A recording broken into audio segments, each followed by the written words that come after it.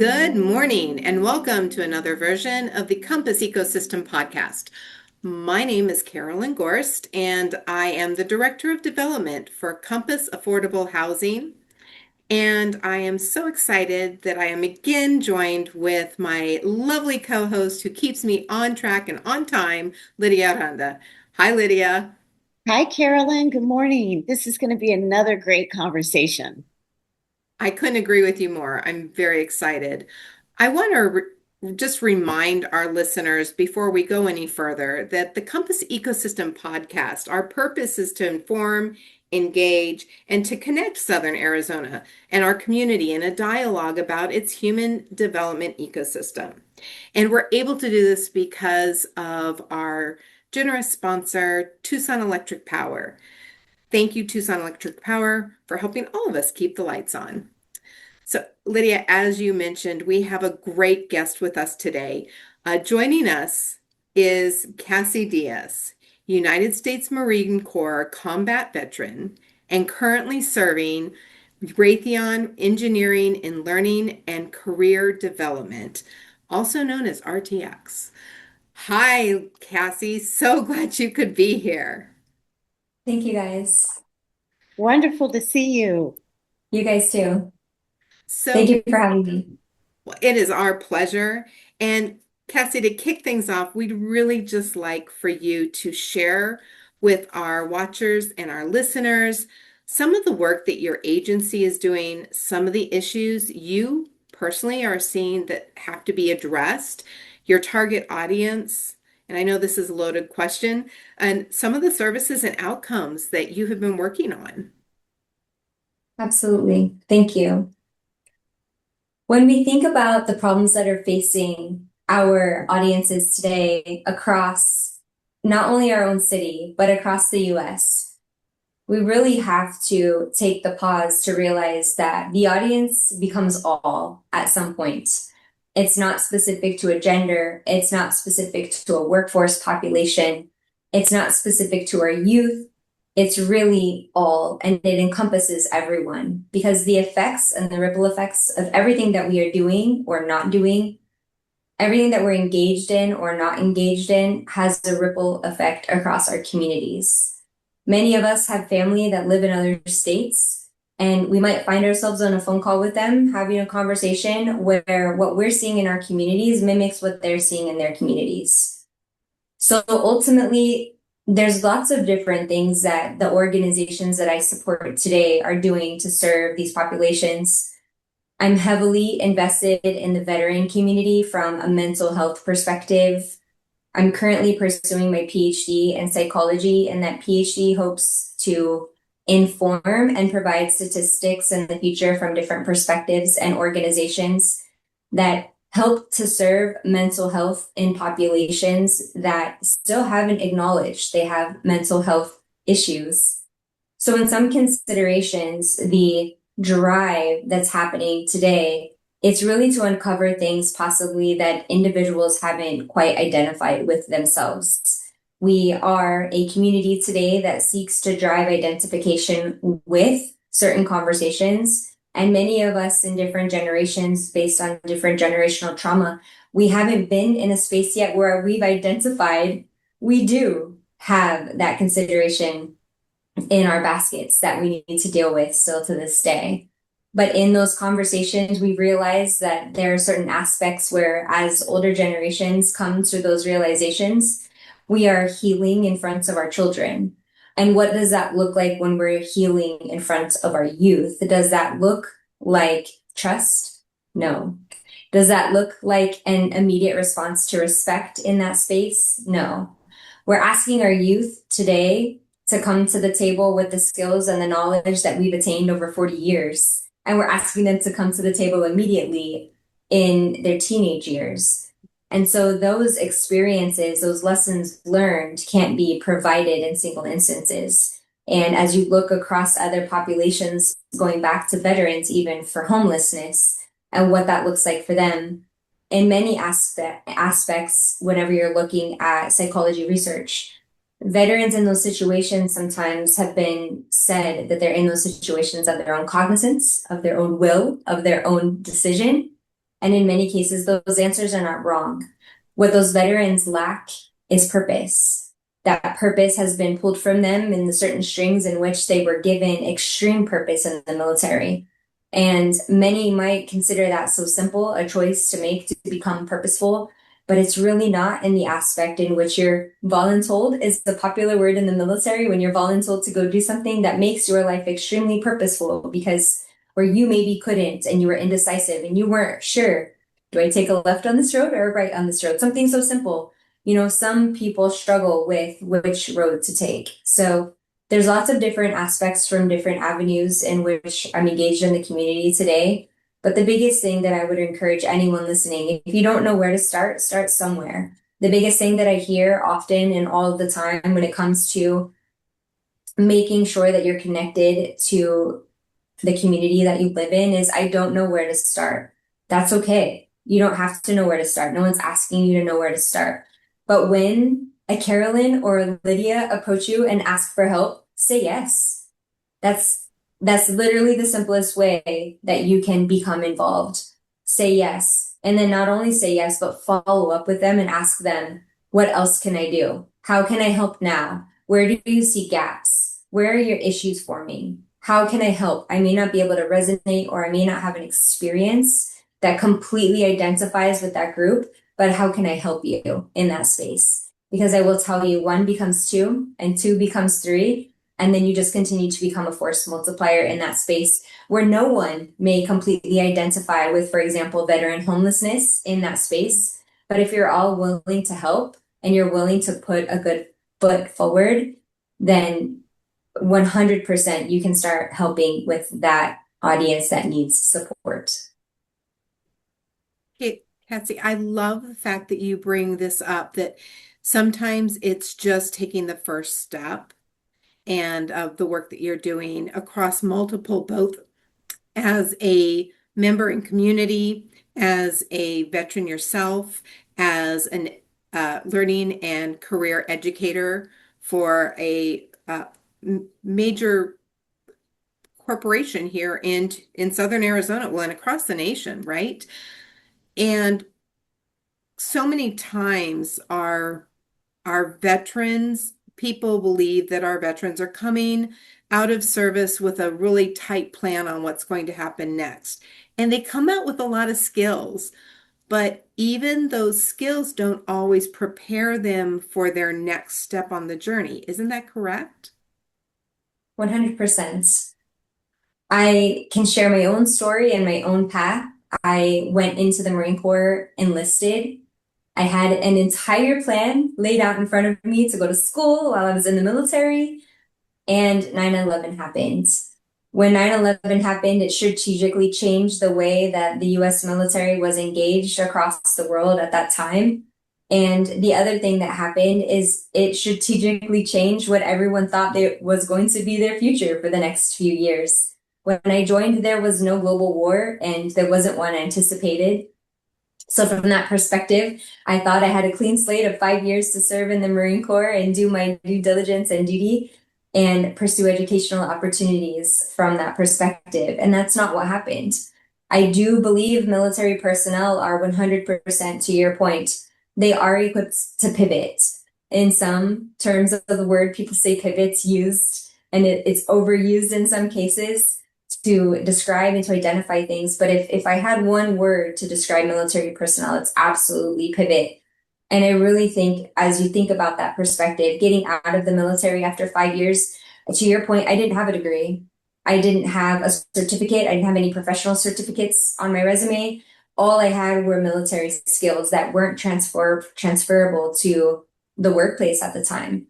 I'd even go as far as to tell you that I applied at Walmart, I applied at Target, I applied in local retail shops, and I was declined application after application. Got a few interviews at the time and was declined in person that I was overqualified. The conversation just getting out of the military without a degree, but also with only combat skills, I wasn't found relatable to the workforce. But also, I'm very good at execution. I'm very good at go do. I'm very good at being told what to do and how to do it, where to go, or you could just simply tell me get it done and I don't care how and I don't want to know how you did it. I just want to know that it's done. So there's a lot of things your military personnel are very good at, and some of those things I remain very good at to this day. But until you give us the opportunity, until you give us the chance, you won't know what those things are. And unfortunately, that's what this population faces more than it doesn't. I I appreciate you sharing your own story too, because the problem solving that our military personnel come out with is some of the best problem solving skills. Having grown up in a military family, figure it out is kind of, and get the mission done. Those were the two things you grew up learning. We're going to take a quick break here. And Lydia, when we get back, I know you have more questions for Kassie. I sure do. I can hardly wait. It's important that Tucson Electric Power partner with agencies like Compass Affordable Housing to ensure the members of our community have access to the resources that they need. We understand that we're operating in an affordability crisis, and this is not something that can be solved alone. Together, we can achieve so much more. And we're back. And before we get started, we always like to thank our segment sponsor, which is Pima County Short-Term Crisis Emergency Resources Grant. Kassie, thank you for that lead-in. You really covered an awful lot of ground, but being specific at the same time. And you have a great way of doing that.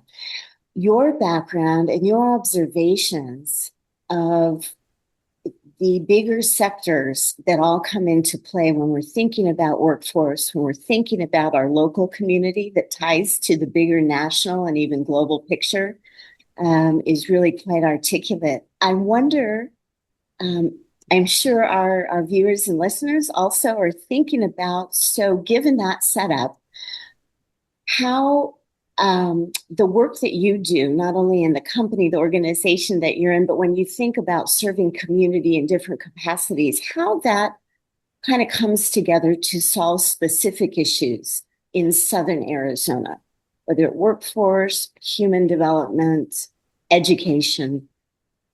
How would you say that all plays out? Absolutely.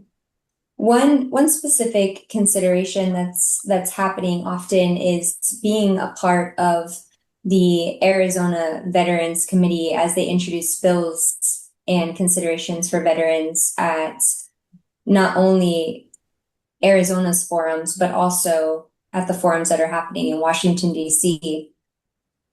At many times in my own past, I've said I would never be political. I would never step foot into political conversations. However, the truth behind the matter is that those political conversations is where change is made. Change is made at the state level and the national level by stepping into the rooms that make you feel uncomfortable, that involve politicians that make you feel uncomfortable, and conversations that make you feel uncomfortable. Stepping in those rooms doesn't necessarily mean that you're not introducing into those rooms your own baggage.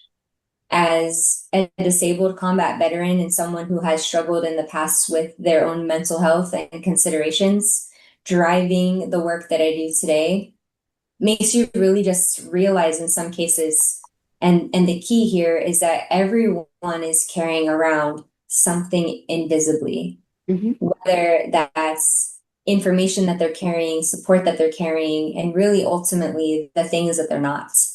And so when you look around the room, a lot of individuals will look and share and say that what we're all fighting for in different spaces, to include the purpose of this podcast when you think about human development and maintaining a human in the loop in the age of artificial intelligence and machine learning. If we can just put an exclamation mark and a period on that statement. But when we think about keeping the human in the loop in some of these contexts, we're also looking at an introduction of an age that potentially will become lazy and lackadaisical and not want to do the labor and the work that is still needed to make things happen today.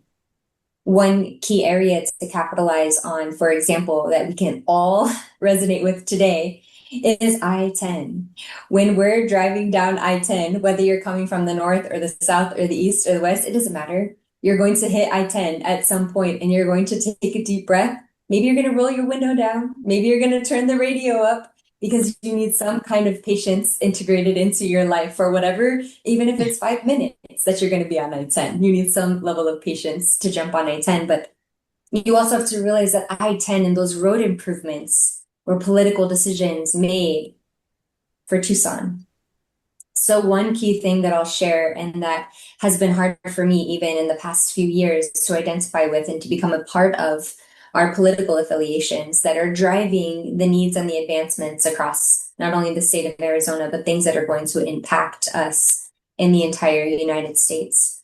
There are states that are ahead on some things like veterans issues. For example, I actually joined the Marine Corps out of the state of Texas. And as a veteran out of the state of Texas, I conditionally rate quite a few more benefits than I do by living in the state of Arizona. But the work that I love and the state that I love and the city that I have come to love so much and keep coming back to, this is my third time living in Arizona, is Tucson. So this is where I remain and this is where I am. But it also, it's visible for me because I have that national outlook and outside of Arizona outlook to see the difference that certain benefits do make to veterans who live in the state of Texas. And I do see the ability to ask, why not Arizona? So sometimes when you're thinking about some of these considerations and you're thinking about what you want to advocate for or against, if you take your personal virtue out of the conversation and you just think for a second, Texas does do that, and their veterans have a better quality of life. Instead of saying us versus them, why not say, why not us?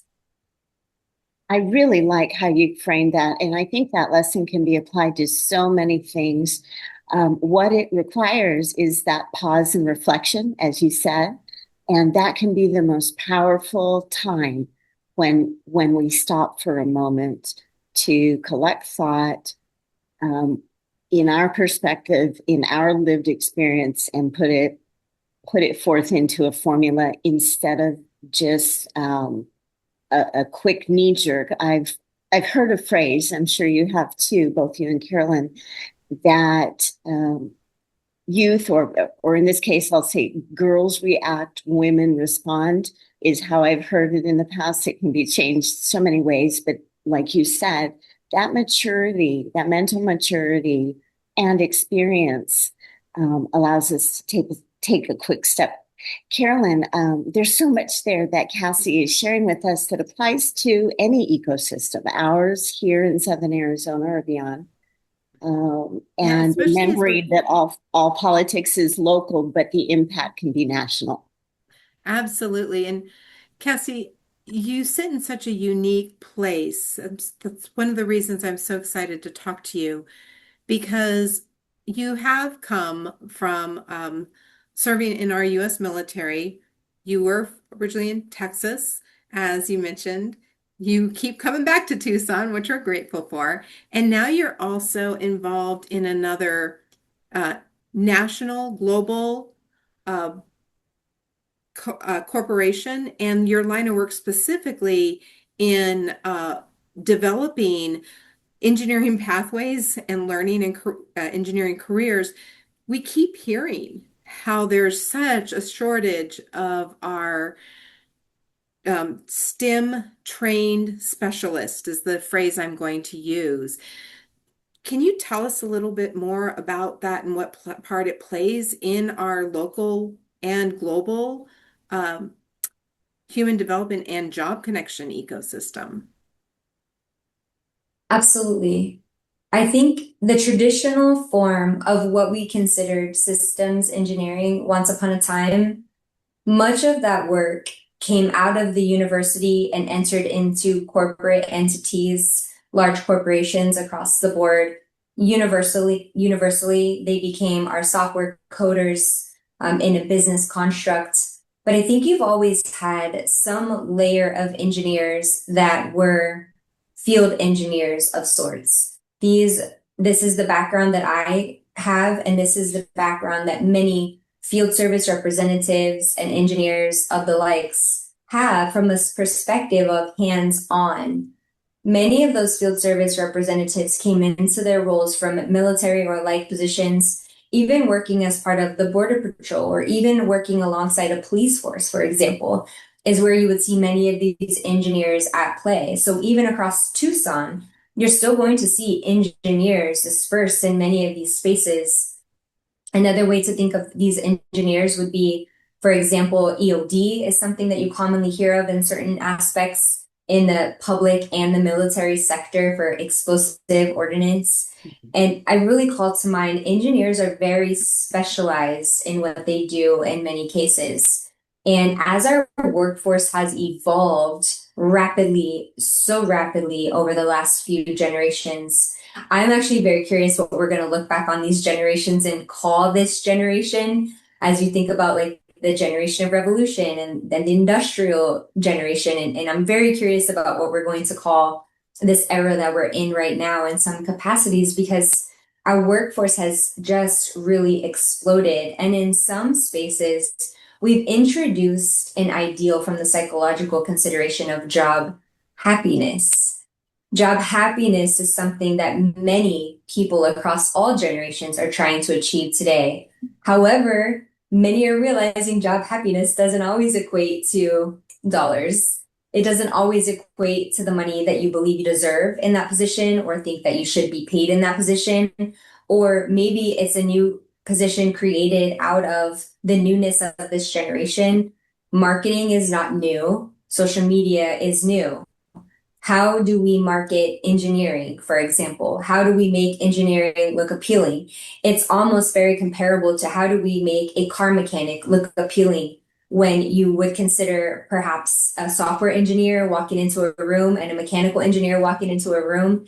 You might envision a software engineer walking into the room, clean cut, hands are clean, specifically saying that because a mechanical engineer might walk into the room from underneath a piece of equipment and their hair is crazy and like some crazy wild wind-blown hairstyle. They smell like gasoline and their hands are dirty. And you just have two different sides of the spectrum. And as we continue to evolve and the needle moves to the right, we're finding less and less of those that are willing to go fix and go do and complete the hands-on needs of our business spaces. As that changes, your university styles and engagement strategies change to demand. We still have a demand for mechanical engineers, 100%. We still need engineers to go do. But as your university changes and switches their strategy, less and less are going to go through that mechanical engineering program. Psychology tells us that in the next few generations, we're not going to have AC mechanics.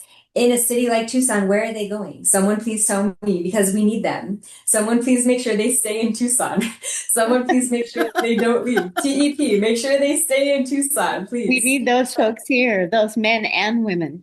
100%. So there are echoes of those that are paying attention to the big picture. I mean, you could compare this to global warming, you could have some conversations around some different things, but ultimately, are we, us three on this call, going to have to learn how to maintain our air conditioners moving forward?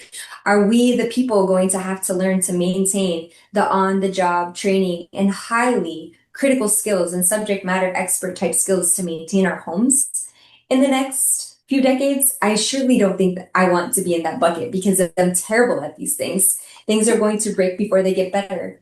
But these are the things that I think about. We think about, and it's really going from one spectrum to the other. It's really thinking about this yo-yo effect, these highs and these lows as you consider all these conversations.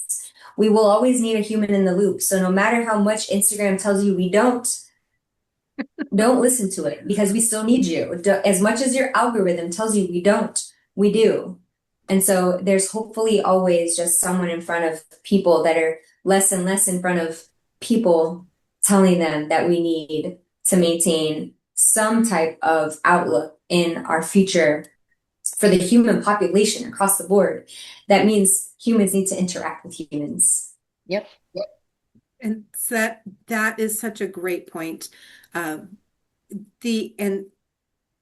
piece that I love you're bringing into this is that we have to keep the human piece a part of our planning process because let's face it, Uh, we might have smart homes with smart air and nests that set our temperature for it, but boy, when it starts working, you need an HVAC person that can know the parts and know the inner workings to fix it. We're going to take a quick break to hear from our partners at Tucson Osteopathic Medical Foundation, and then we'll be right back with more from Kassie. Annually, we give to local organizations who are running programs and making great strides in what we call the social determinants of health. It's incredible the work that they're doing, and we're just really proud to be a part of it. And once again, we'd like to thank our major sponsor, Tucson Electric Power. Kassie, there's so many things that you brought up in your conversation. One thing that sticks out, well, several, but as we think about the lived experience, the hands-on working field experience, if you will, and then education toward that, whether it's training for certifications, whether it's formal degrees and other certificates, there are so many things to take into consideration at a time when while at once we are looking at the value of higher education, the purpose, the learning that takes place in completing a degree program or several, and at the same time not wanting to forget that hands-on experience counts a lot. So how do we look at how all those folks involved in that kind of an ecosystem could maybe get in touch with each other, get in touch with you or the work that you do, and keep attentive to these issues as we all kind of move forward day to day? How do you think that connection can take place? Absolutely. I'm going to throw something out there that might be a little crazy for some of you out there, but not for those of you on this call with me. I know Carolyn and Lydia are well versed in LinkedIn. There are many that don't use LinkedIn still to this day. And I feel like LinkedIn is that force multiplier. I'd give an example. In many cases, and at some points, maybe in the early days of LinkedIn, it might have looked a little bit more like a social platform, a social media platform versus a workforce development platform.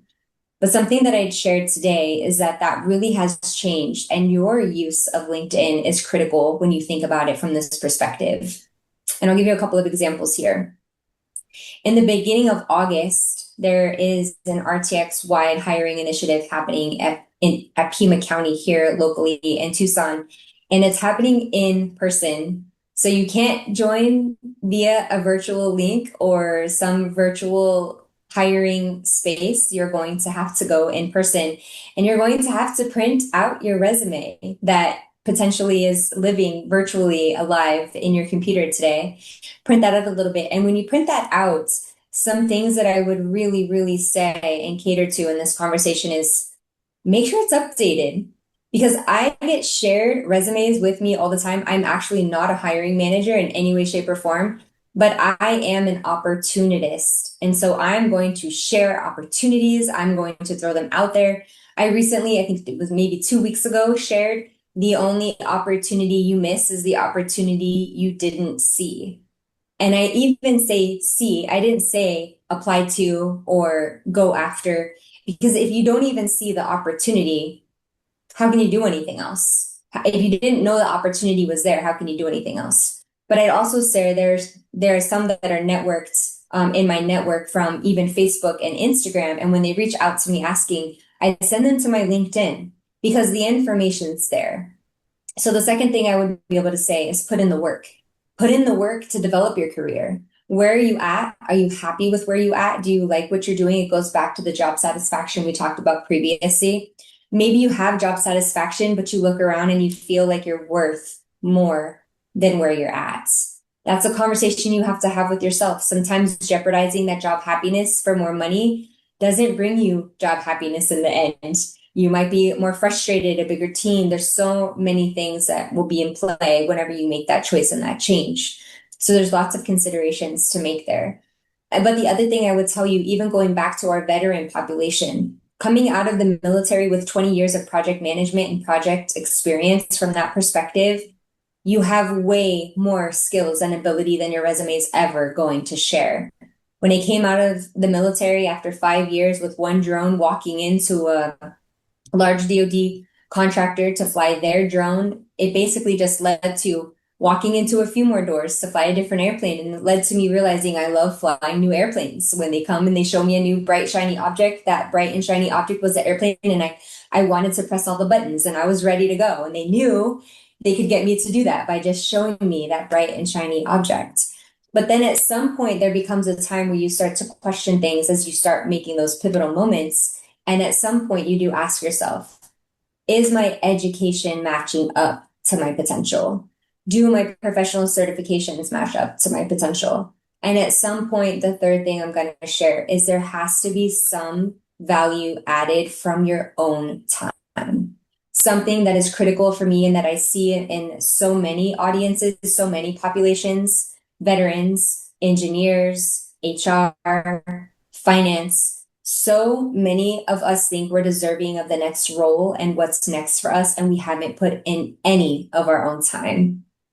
I've met Carolyn in volunteer rooms as well as Lydia in different volunteer rooms across Tucson.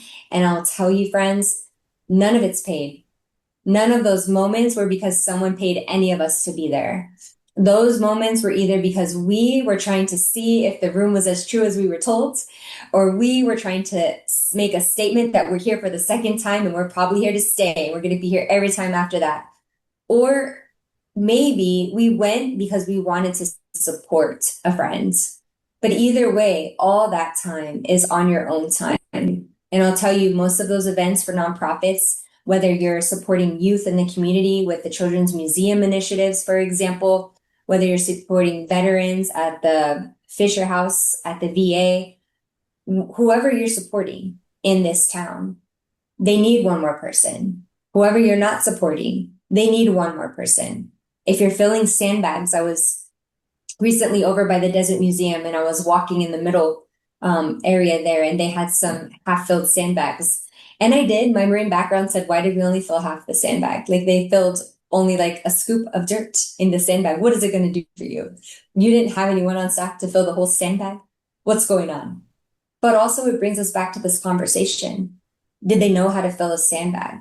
We might all laugh and people might say, is she really asking that question? But not actually. Did they know how to fill a sandbag? They filled it, but did they know you could fill it more than half? Did anyone give them the proper time and dedication to the conversation? All of these things lend to that. And so I will just share, time is valuable. I know for a fact Carolyn and Lydia on this call care and have dedicated so much of their time across different populations. And I challenge you that dedicate your time, share your time for yourself and for the community. Thank you so much, Kassie. Wow. Carolyn, I'll let you take it from there, but I'm thinking time, talent, and tools. It all makes a difference. It does. And Kassie, thank you for sharing with our audience about the upcoming hiring event. I can't say it any better. If anyone has questions about today's podcast, or if you missed it, of course, just hit replay because this is on demand. And you can also learn more by going to our website at www.compassaffordablehousing.org. Kassie, on behalf of all of us at Compass Affordable Housing, the work that we're doing with our veterans community, the work that and the difference you're making for our, not just our Tucson and Southern Arizona community, but for our greater global community. Thank you for sharing your time today, for being another voice that uplifts some of the people that aren't always heard in our human development community and sharing a little time and some of your experience with us. We appreciate you. Thank you both for having me. Thank you, Kassie. Carolyn, another great one in the books. See you guys next week. Thanks again.